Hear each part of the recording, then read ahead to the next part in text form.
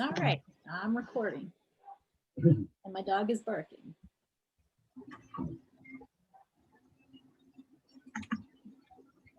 Okay, and Harry has typed in, when you start, could everyone please mute?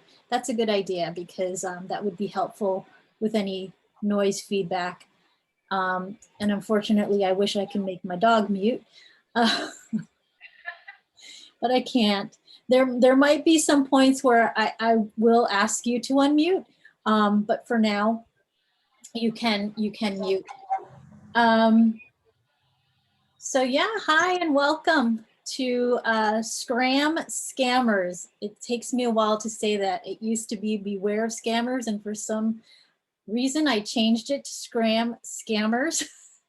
My name is Marichel Vaught, and I'm with the community of Vermont Elders. So I am going to start sharing my screen, if I can remember how to do that again. Okay. Let's see.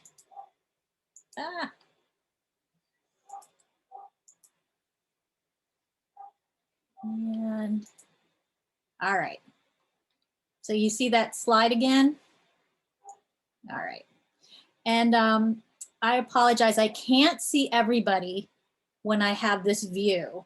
So if you need to chat or chime in or anything, just go ahead and do it. This is very casual, and I want to try to make this as interactive as possible. So, and not as depressing, because some of this stuff can be really depressing, but I don't want it to be. Oh,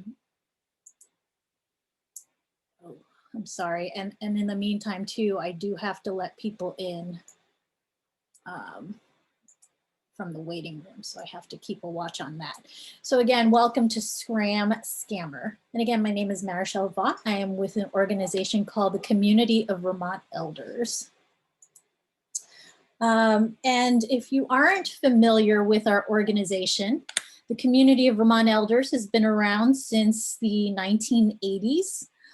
We provide advocacy and education for all older Vermonters. So at the State House, we speak on behalf of older Vermonters and the issues that affect them. We also encourage older Vermonters to be a voice for themselves with our Grow Bold program. We offer education right now through our Senior Medicare Patrol program and our Building Bridges program. And Senior Medicare Patrol program speaks to prevention of scams, fraud, and the prevention of scams and fraud with your Medicare. So every year, $9 billion is lost to Medicare fraud, abuse, and errors. And so that program speaks to the prevention of that. So we have presentations that talk about that. And then the Building Bridges program talks about general scams, fraud, and financial exploitation, which is what this presentation is all about. And we're always adding other types of programming as well. And then of course, we also offer an abundance of resources. We just started offering Aging in Vermont resource guide and directory, which looks something like this. We have it available in a paper copy and also as a PDF. So if you go to our website, vermontelders.org, you can find it there, or we can mail it to you. So you can email me, and I'll give you my email information at the end of this, and we can send you a resource guide, and we update this every year. And this is new, and this is information on how you can age safely in Vermont. So this has information in it, like financial and legal issues, who to go to in Vermont for that, social connection and engagement, housing and transportation, who to go to for that. So all sorts of resources, and every year we do plan on updating that. And on our website, vermontelders.org, you can find out more information about us. We have a number of blogs that we put up on there, podcasts. Emmy, who you see on here, she's our superstar. We have a podcast with her that's on there. We record our presentations, so you can see past presentations, and that's on there. We have a YouTube channel, so you can find it on our website there as well. So scams, we're here to talk about the wonderful world of scams. We all know what they are. We all hate them, but they're there. And unfortunately, there's nothing that we can do to stop them. They keep coming. There's nothing that they come from out of the country. They come from in the country.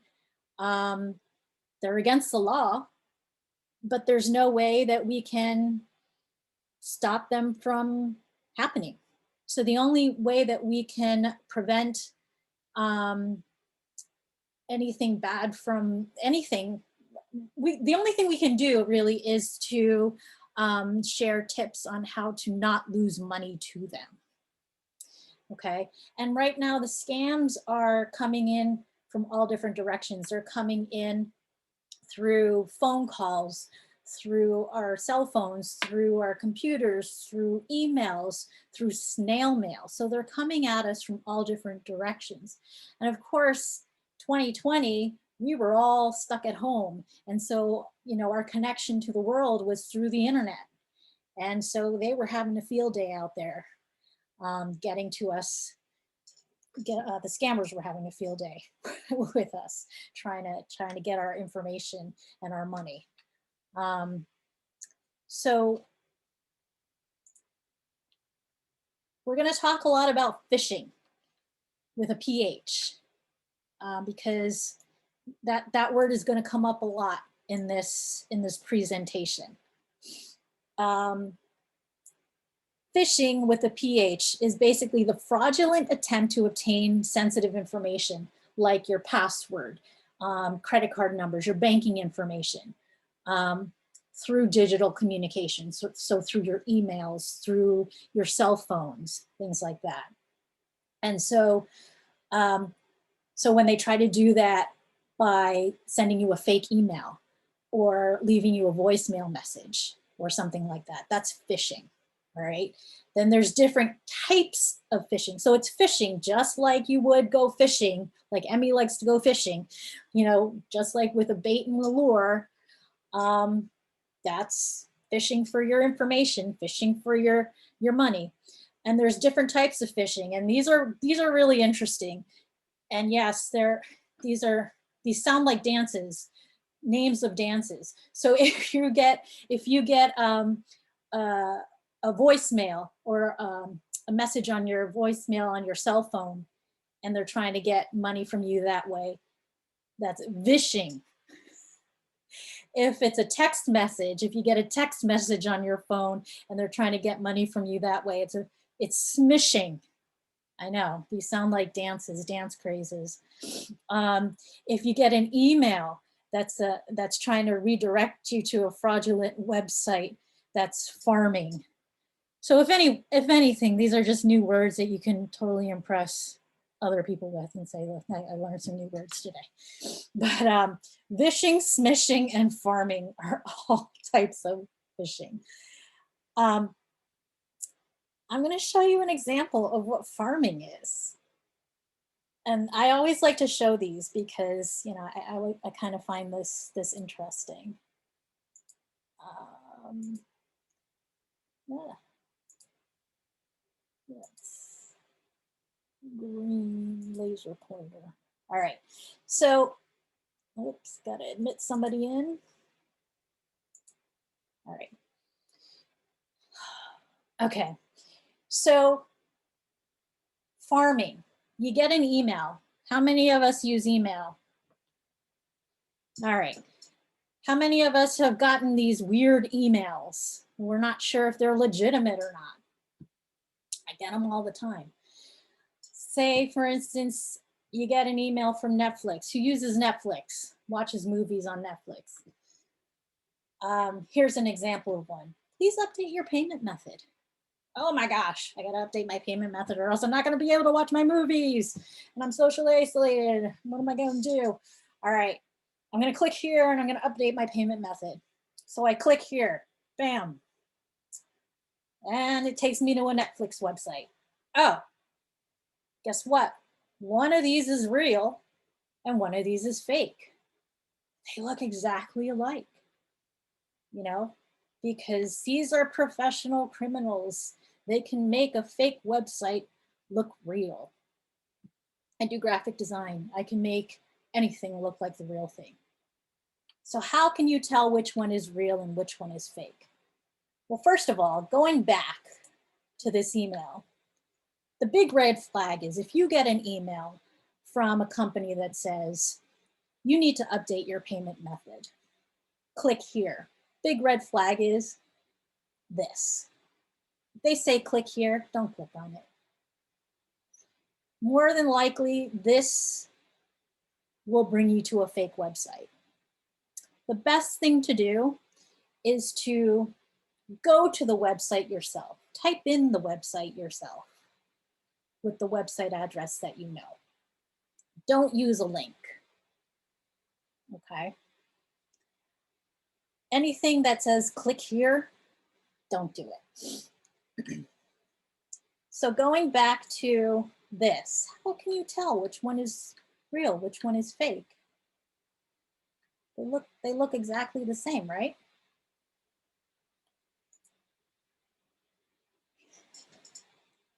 The one on the top is fake, the one on the bottom is real.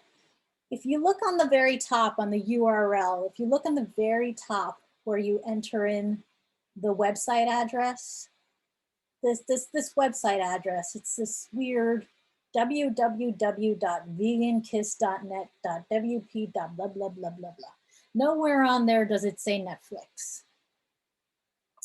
And on the bottom, it says www.netflix.com. That's the real website right here.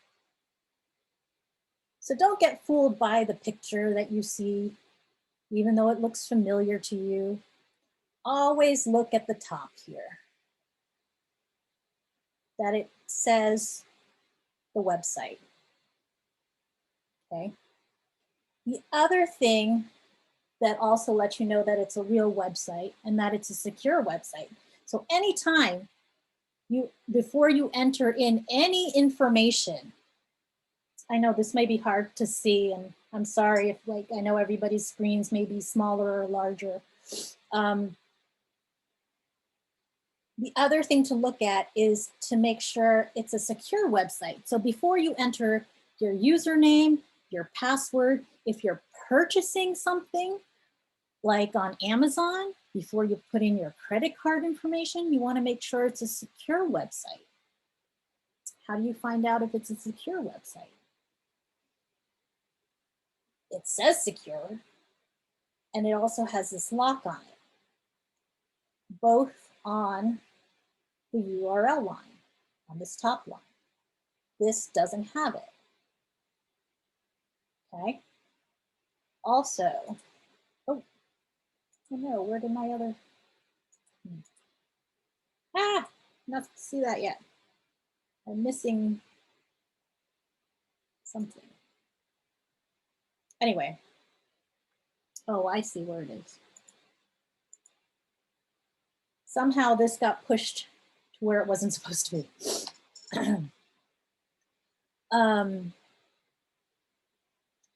This S. So this is the top line again. So HTTPS. The S means that it's secure. If there is no S, it's not secure. Okay. So the lock and the S in that URL line means it's secure. It's a legitimate site. You can type in your username, your password, your credit card information, that's fine. So that's something I always like to share with people.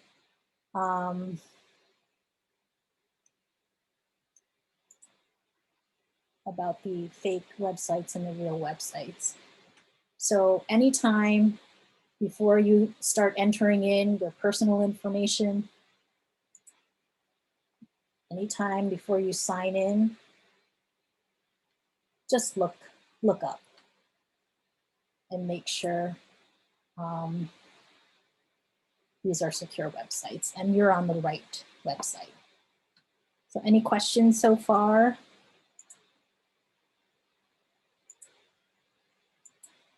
Let's see if, okay. All right, so moving on. All right, so now we're going to talk about the top 10 scams reported to the Vermont Attorney General's office 2020. Now 2020, of course, was COVID. So these were the top 10 scams reported to Vermont Attorney General's office. Reported, all right? So not all of them lost money. And so Vermonters filed 5,021 scams to the Attorney General's office in 2020. And just to compare, in 2019, 5,447 scams were reported. So about 400 more were reported the year before. Now, how many people here have received a scam phone call or a scam email in 2020? How many people reported it to the Vermont Attorney General's office? So this is very underreported. We can imagine this is a very underreported number. I have reported for other people, but it is an underreported number. We can see here, Social Security number phishing is the #1 reported scam at 31%. This has been the #1 scam for the second year in a row. This has replaced IRS scams. IRS scams is no longer in the top 10. Then there's free money, Amazon and package delivery phishing, computer tech support, phony relationships like romance scams, debt collection, online classified listings, extortion emails. These have made a comeback. The grandchild imposter, these have not left. And banking financial institution phishing. And I'm going to talk about each of these.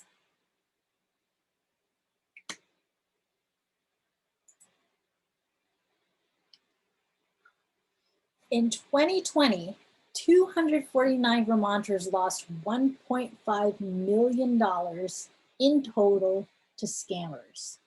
249 Vermonters lost $1.5 million in total to scammers. This is according to the Vermont Attorney General's office. Okay. And the most common scams associated with monetary loss were imposter scams. And imposter scams are scams that involve people who pose as friends, family, or romantic interests. And also online classified ads. So a lot of people were buying stuff. It was COVID. But romance scams are highly, highly underreported. So we can imagine there's way more than $1.5 million lost in Vermont.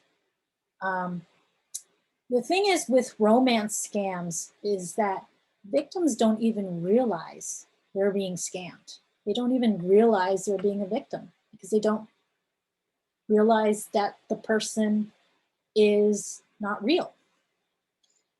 It is one of the hardest scams to get the victim to report or to even understand, to get the victim to understand what sort of situation that they're in.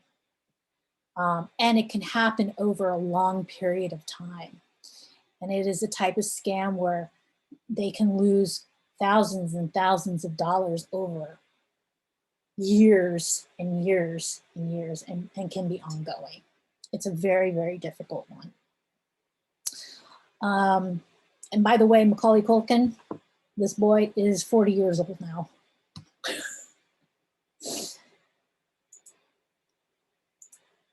So that #1 scam Social security number phishing. All right, so here's where you can turn on your mute button or turn off your mute button. So if you've gotten this scam, you know, blow a raspberry.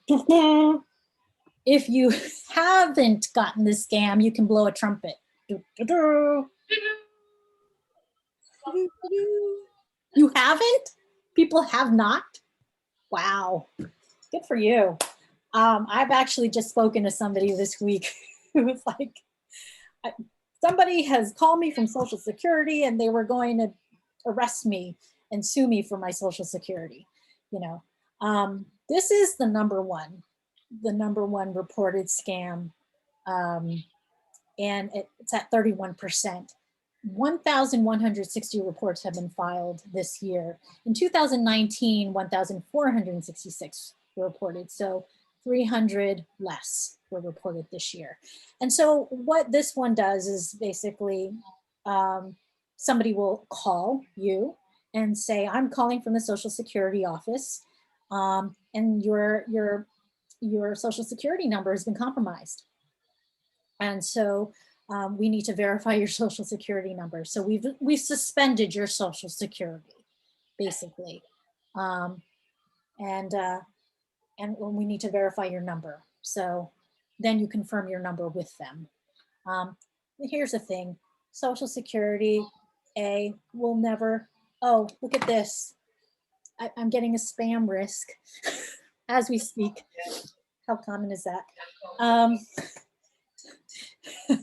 So anyway, Social Security card numbers will never, ever get suspended, A. B, Social Security will never call you.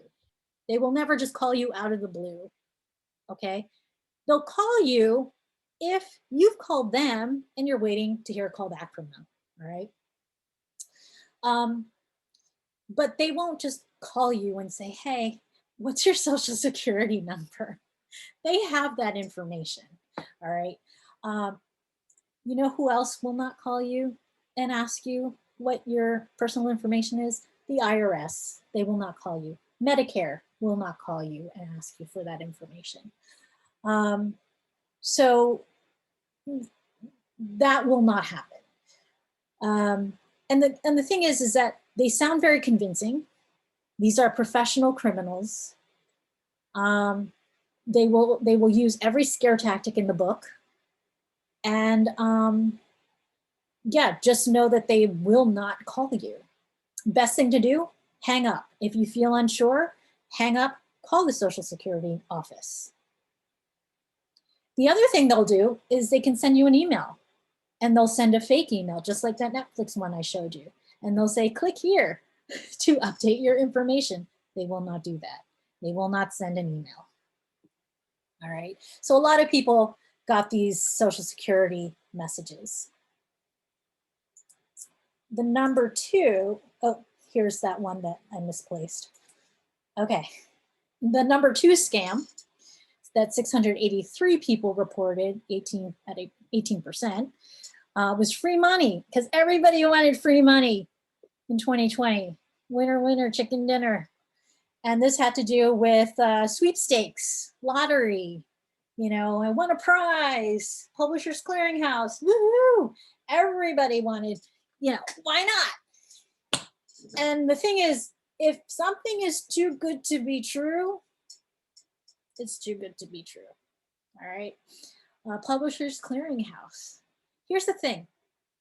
First of all, if you win money out of the blue, you have to play to win. That's one. Two, if you win money, you do not pay out of your winnings to get the money, okay? That's where the scam is. So what happens is a lot of these people will get calls and say, you've won $200,000, congratulations. All you need to do is pay 1.2% of your winnings, and then we will deposit the money into your account. You know, and the 1.2% will go towards whatever fees for lawyers or blah, blah, blah. Yeah, that doesn't happen. You'll pay for the taxes later on. That's a completely different story.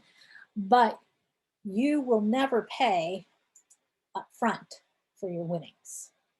Okay.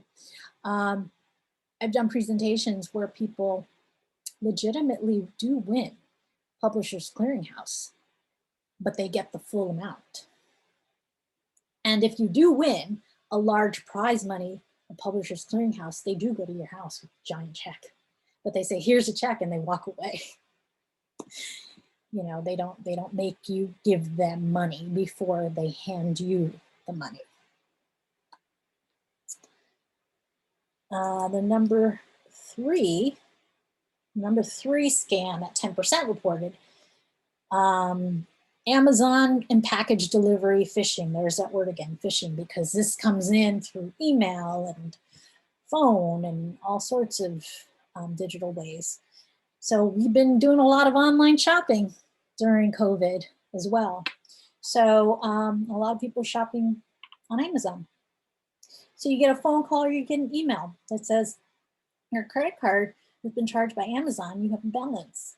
So you need to, you know, get in touch with us, or we need to confirm your credit card number with us. And so you're on the phone with them, and then you end up giving them your credit card number. And then they get your credit card number. Or you give them remote access to your computer, and then they get access to your computer, and they're able to get all of your personal information on your computer and all that stuff. So far, as you can see, these are all just fancy ways and tactics that they're using to get your personal information. And again, these are professional criminals. Do these work on everybody? No, but they do work on some people. Number 4, computer tech support at 10% reported. Last year, this was the number 2 scam. And we were all on our computers this year. I think people are getting a little more savvy about this. You know, people are putting better virus trackers on their computer. So if you're on your computer, who's had this happen? You're on your computer and all of a sudden you get this pop-up on your computer that says, warning, you have a virus on your computer. If that happens, don't touch anything on your computer. Meaning, don't click on that pop-up. Don't even X out of that pop-up. Don't click on it to go, okay, what's this pop-up about? Just shut down your computer. Just shut down your computer. Okay? Don't find out about what the pop-up is. Shut down your computer, wait 30 seconds or so, turn your computer back on. That pop-up should be gone. Scammers are doing one of 2 things with that pop-up. They're getting remote access to your computer to steal your personal information, or getting access to your computer to fix a problem you don't have and charge you for the service you don't need in the first place. Okay. So shut down your computer. And then when you turn it back on, that pop-up should be gone. If it's not, do it again. If it's still there, shut it down and bring it to a reputable service center. Scammers are getting fancier about this one too. I've done a presentation where a gentleman who worked in tech, he said, I worked in tech, I know about this one. I know about this scam. And it happened. And he knew not to press anything. He knew to shut it down. But the thing is, he had his volume up on his computer, but when the pop-up came up, it made this blaring sound. And he pressed his volume button down, and that opened up the pop-up. And then it just, infiltrated his computer, and he's like, oh gosh. And of course he was embarrassed.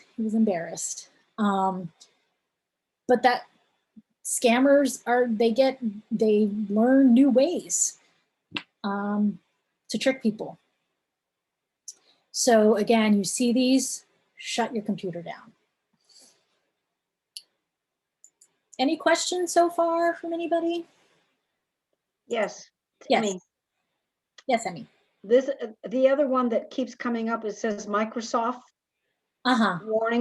warning, Yeah. your whole machine's been infected. Do not shut your machine off. And it keeps telling you that. Yeah. So Yeah. it's Microsoft, but Yep. it's not Microsoft. Right. Yeah. So I Yeah. just wanted to say that. It's annoying, just like scam phone calls are annoying. So even though it says Microsoft, they use a fancy logo. It's not. The other thing that they do is they'll call you. They'll call you. They'll say, I'm calling from Apple or I'm calling from Microsoft. And we are sensing, we're sensing that your computer has a virus. There is no way that Apple or Microsoft can sense that your computer has a virus from their home office or from wherever they are. So if you get a phone call, hang up as soon as they say, I'm calling from Microsoft or Apple and your computer has a virus. They're just banking on the fact that you think that you don't know anything about computers and that you'd fall for that. And you'd give them your credit card information over the phone, thinking that they could fix it remotely for you.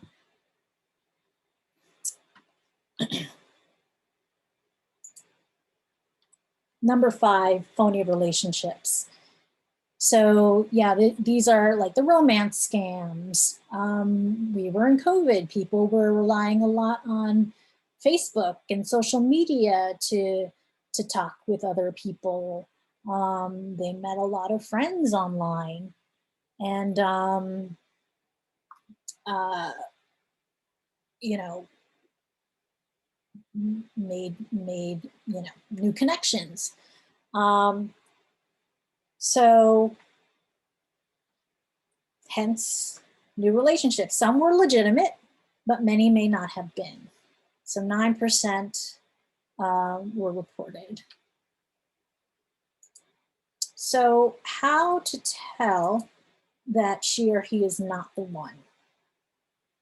One of the first things, well, one of the very first things that the other party will do is if you were to meet on a dating website, what they will do is convince you to start communicating off of that dating platform.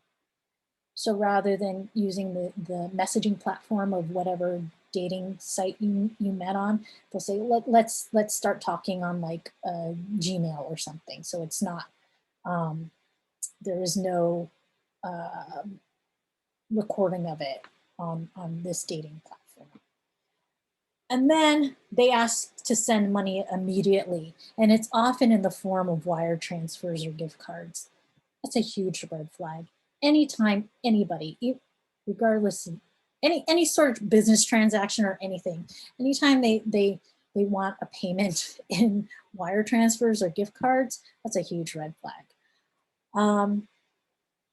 If he or she is located somewhere in a situation that doesn't allow them to visit in person, like if they work on an offshore oil rig, they're in the military, they're caring for an older family member, they just can't visit you right away. COVID made this really easy because we can't visit each other, we can't get to each other, we can't travel, we're quarantined. They immediately relate to the current situation. You're divorced, I'm divorced. You're widowed, I'm widowed. You have a kid, I have a kid. I know what that's like. They immediately shower you with compliments and easily declare their love. Like day one, they're calling you beautiful and telling you they love you, like super fast. Okay. So those are huge red flags. And I do presentations just on romance scams. I mean, that's just a huge thing by itself. But so far, so we're halfway through. Red flags, again, these are all just fancy ways that these scammers try to get your money. So anytime, a call or an email is coming into you and they're trying to get any of this information, your social security number, credit card info, banking info, verifying your full name, your address, your birthday, a family member's or friend's info or any personal info, just hang up, trash it.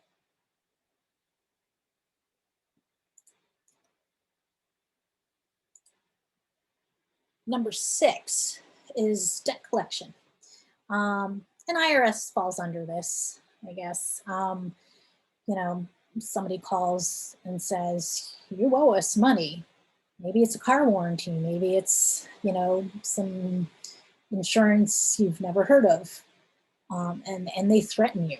They really threaten you and say that they're gonna sue you. They're gonna send a cop over, issue a warrant for your arrest or whatever. Take legal action. First of all, it is illegal for a legitimate company to make any sort of threat to try to collect a debt. That's illegal. But, you know, again, there are scammers that pose as debt collectors to make threats and just try to scare people to collect money. Number 7, at 5% reported, online classified listings. Again, we were buying a lot of stuff. And this doesn't have to just be stuff you're buying. It could be stuff you're selling. So sometimes if you're selling something, be careful, you know. It could be somebody, you're selling something and then somebody sends you payment for it, but they overpay you. And so you put that check into your bank account, and then the buyer says, oh, well, just wire me the, you know, whatever you owe me. And then it turns out their check bounces. So then you actually lose money. Or there have been instances where somebody's looking for housing, and then there actually is no housing available, and somebody has sent first month's rent, or the person looking for housing has been told, oh, well, you have to pay a $20 viewing fee to look at what we have available. You know, a lot of college students got duped for that, especially when there was, you know, very limited housing in colleges. Even things like puppies around the holidays, when people were wanting to buy puppies, and you know, they thought, oh, we're going to get one from this breeder, and they're gonna ship them, and oh no, there's something wrong with the there's something wrong with the flight, and they need more money. We need to wire them more money so that we can make sure that we can get the puppy here safely. But there was no puppy in the first place, you know. So just be very careful. Do your research when you make any purchases online. Maybe speak to people that they've sold to in the past.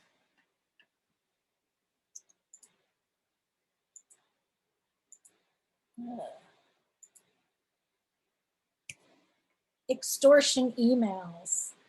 These have made a comeback. Good old extortion emails. You know, do people lose a lot of money to this? I don't think so, but people have received a lot of these. I've received a ton of these. You receive an email that threatens exposure of compromising webcam footage or photos unless you pay, usually in Bitcoin. Do you know what Bitcoin is? It's digital currency.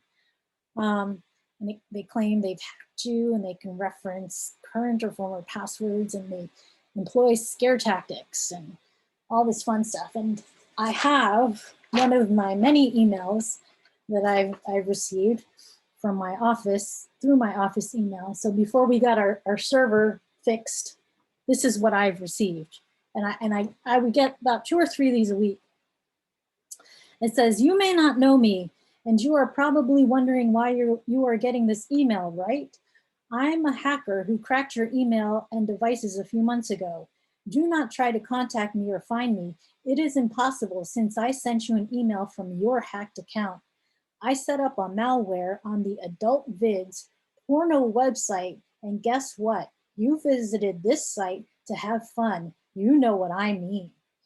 While you were watching videos, your internet browser started out functioning as a RDP, having a keylogger, which gave me accessibility to your screen and webcam. After that, my software program obtained all information. You entered passwords on the website you visited, and I intercepted it. Of course, you can change it or already have changed it, but it doesn't matter. My malware updated every time. What did I do? I backed up device, all files and contacts. I created a double screen video. First part shows the video you are watching. You've got a good taste, ha ha. And second part shows the recording of your webcam. Exactly what should you do? Well, in my opinion, 1,000 US dollars is a fair price for our little secret. You'll make the payment in Bitcoin. If you do not know this, search how to buy Bitcoin in Google. And then there's a link for how to buy Bitcoin in Google. You have 48 hours in order to make the payment, blah, blah, blah, blah, blah. I will certainly send out your video recording to all of your contacts, including relatives, coworkers, and so on. And I thought it was hilarious. So that was to my Vermont elders email. So yeah, so exactly that was what people were reporting to the Attorney General's office. But you know, people were scared. People were like, oh my gosh, what is this? So extortion emails. All right, number 9. Oh, any questions so far? No? Okay. I have a question that's not directly related to what you've said so far. Mhm. I might forget it if I don't Sure. ask now, okay? Sure. Yeah. From time to time, I've been getting a pop-up on my computer indicating that your version of Windows 10 will soon expire. It's quite frequent, but it doesn't indicate a date that it will expire. I don't know if this is legitimate or not. Do you know anything about that? You know, it depends on how you have your computer set up, because you may have it set up where you can update your versions. You might want to ask, I'm not like that. I don't Okay. really know, like, technically, like, but you might want to ask, like, there's a place on like Barrymont Pillier Road. Yeah. Who What did you say? There's a place on like the Barrymont Pillier Road. I think it's a computer barn. Yeah, their reputation is a little questionable. Okay. I know someone that I can ask. He came and did some miraculous work on my computer, and I trust him. He used to work for that place. I can't remember the name myself now, but Computer Barn, and Okay. he quit because of some ethical I got concerns. I got So you. if anybody, pardon me? Yeah, I would just double check with that, because it could be Yeah. how you set up your applications on your computer. Like if you need to manually update it, if it doesn't update automatically. I'll send him a description of all this and ask for his advice. Thank you. You're welcome. But yeah, good to check that and not automatically click on anything. So number 9 is the grandchild imposter. This one has not left. Has anybody gotten this one? Trumpets if you have not, and raspberries if you have.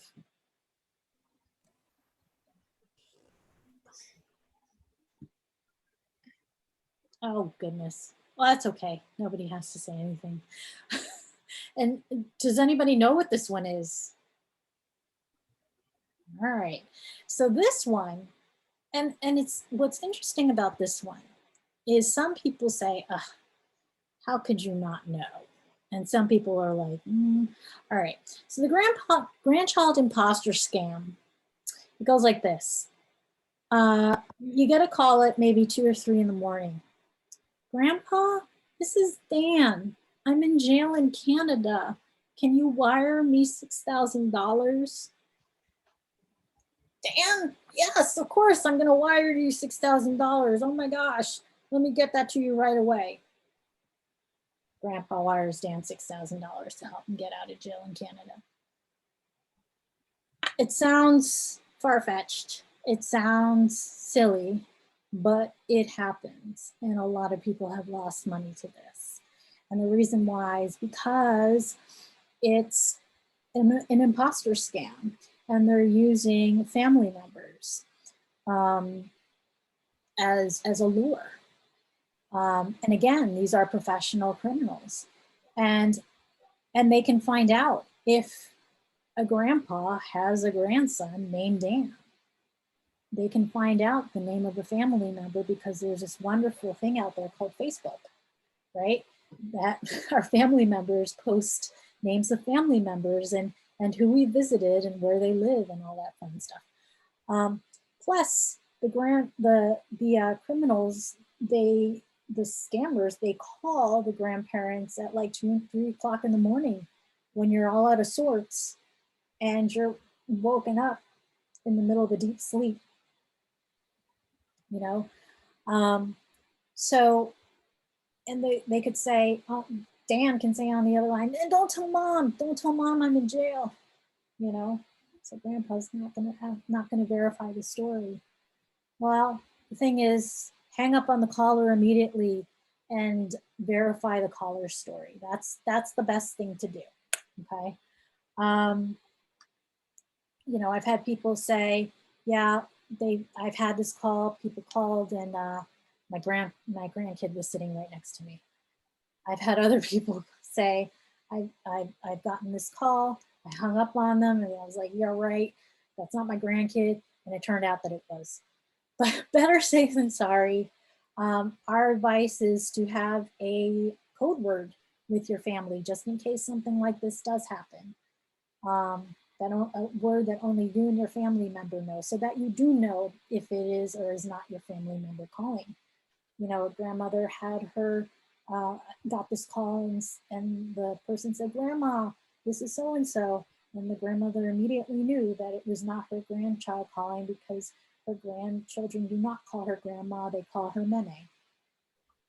So having a code word does help. And people do lose thousands of dollars to this. And then the last one is bank and financial institution phishing. This did happen a lot. At 3% reported. What happens is you get your call, and on the caller ID, it says the name of your bank. So you think, oh my gosh, my bank is actually calling me. So you answer the phone, and they tell you that there's been suspicious activity on your account, and so they need to verify your information. So that's called caller ID spoofing.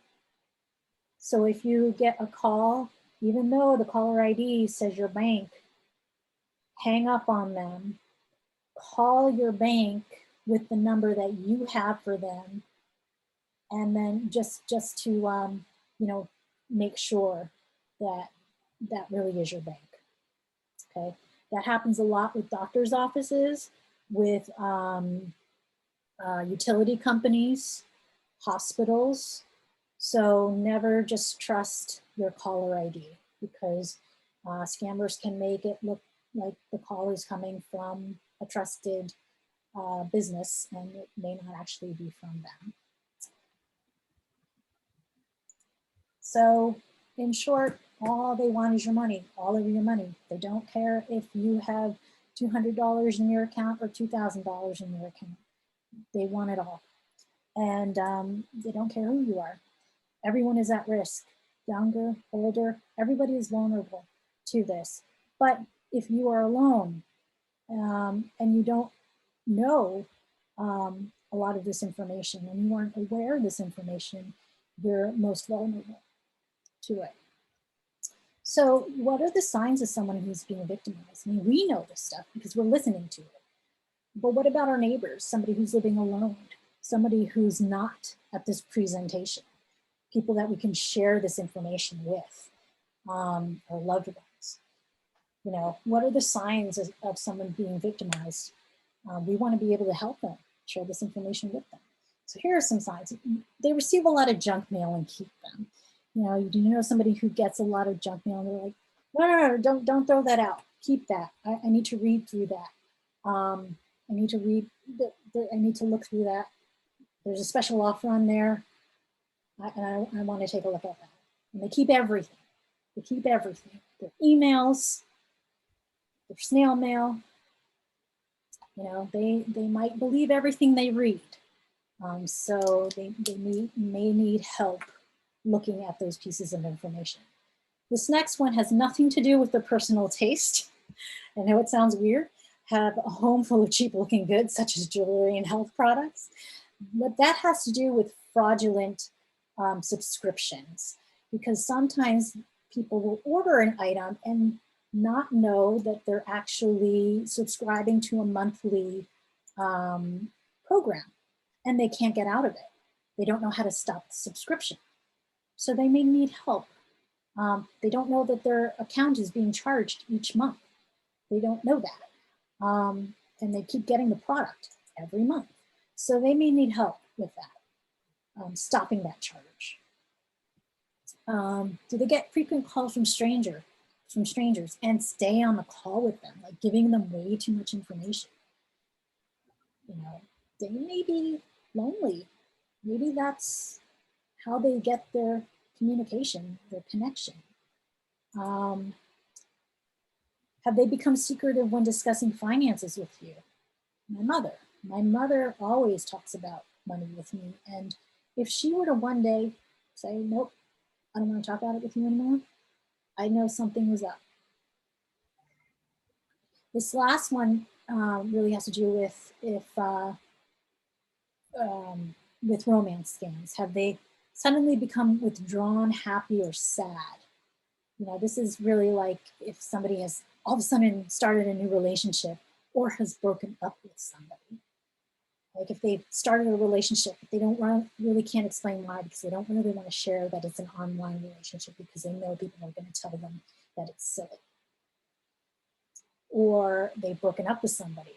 They don't want to say it was an online relationship because you're going to know people are going to say, I told you so. The best thing to do if somebody has been victimized is to not blame them. That's the last thing to do, is to blame them, okay? We need guidance and support and friendship. And it's not gonna, you know, the assistance is not gonna happen overnight.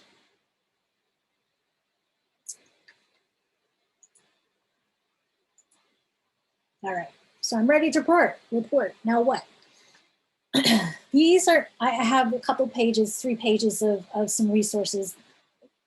You know, Vermont is great. There's a lot of resources and a lot of information, a lot of organizations that help with assistance with all of these things. And I'm happy to forward all of these slides to everybody here today.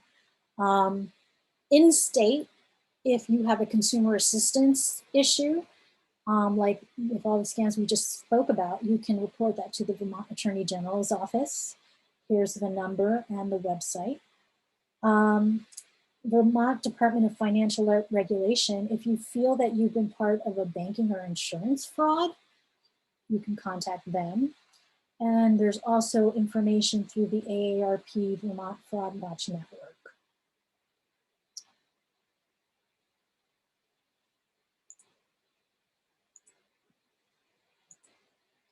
And of course, if you don't have any of those numbers memorized, because who does, you can always call 211.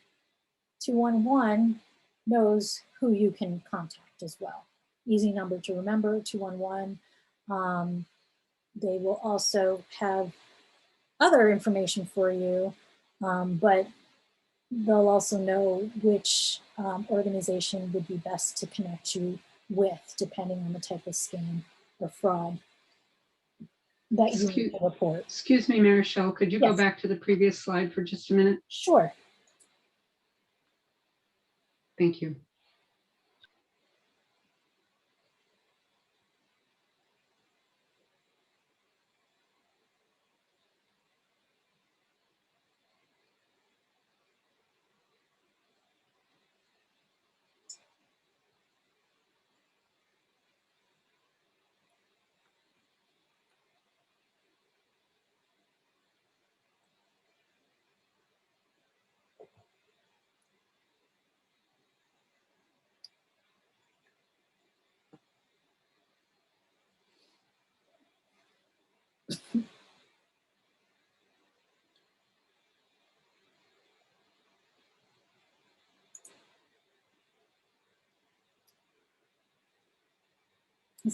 Can I move on? Is that good? Yes, thank you. All right. And then nationally, these two are great. IC3 is through the FBI Internet Crime Complaint Center. Even though it says internet crime, they do accept reports of scams initiated by phone. And then you can also report to the National Elder Fraud Hotline. The National Elder Fraud Hotline was just developed in May of 2020 through the Department of Justice Office for Victims of Crime. And these are national.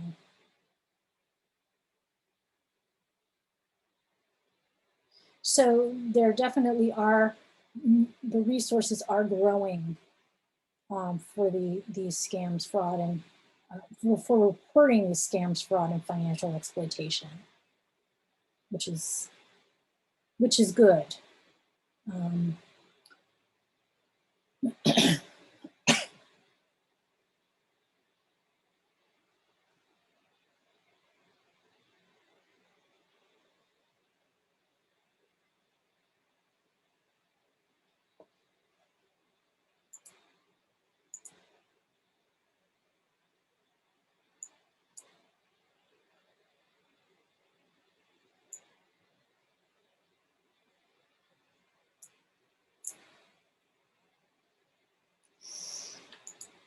And then finally, this is my contact information. And I am happy to take any questions at any point. I have people that call me just to say, ask me, I got this call and I don't know if it's legitimate or not. Or just need reassurance that something was a scam. And I'm happy to give them that reassurance. So, feel free to email me, feel free to call me. This is my cell phone number. So if I don't answer right away, do leave me a voicemail and I will get back to you. And I am happy to chat. I have done things where I have called on behalf of people to check on numbers, and I've called like numbers that were left on people's voicemails just to check if they were scams, and also to report on behalf of other people as well. So definitely feel free to be in touch with me as well.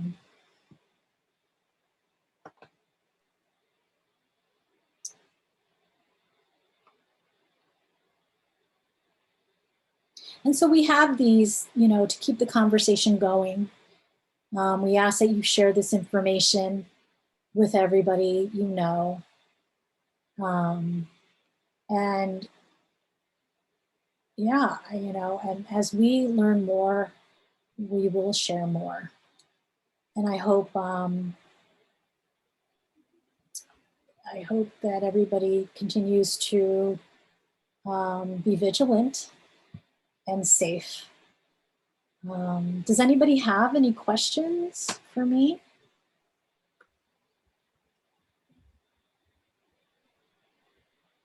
Thank you, Marichel. Well, thank you. Hi, Jim. Thank you. Thank you very much. Thank you, Marichel. Thank It you. was great. Thanks. Well, in 2 weeks from today, we are going to have a visual art exhibit by Michelle Kessler. She's a painter, and she's going to show us some of her works. So that'll be in 2 weeks. I'll be sending an email about that. Yeah. Just to let you know, 4 of the on-call people are here today to hear you. And thank you so very much for letting us all join. Oh, well, I'm grateful that you all came, and we hope to see you again soon. And, Yes. and please feel free to call me with any questions, be in touch. I'll be calling for some of the information, especially that booklet. One Yes, for me please. and one for the office. Yeah, I'll send you an email. And I can deliver some I can deliver a whole bunch to you too. Well, you know what? Let's just start with 2 or 3 because I don't want to waste them. Okay. And I'll share mine with the on-call ladies. Okay. And then I'll give one to Jen. Okay. Sounds And good. then we'll see if anybody wants one, they can let us know. Okay. And anybody else on the call, if you want me to mail you one, email me. And I'll mail you one. Well, thank you very much. We're going to sign out now. All right. Thank you, everybody. Have a great Bye. day. Bye. Bye. Bye. About here.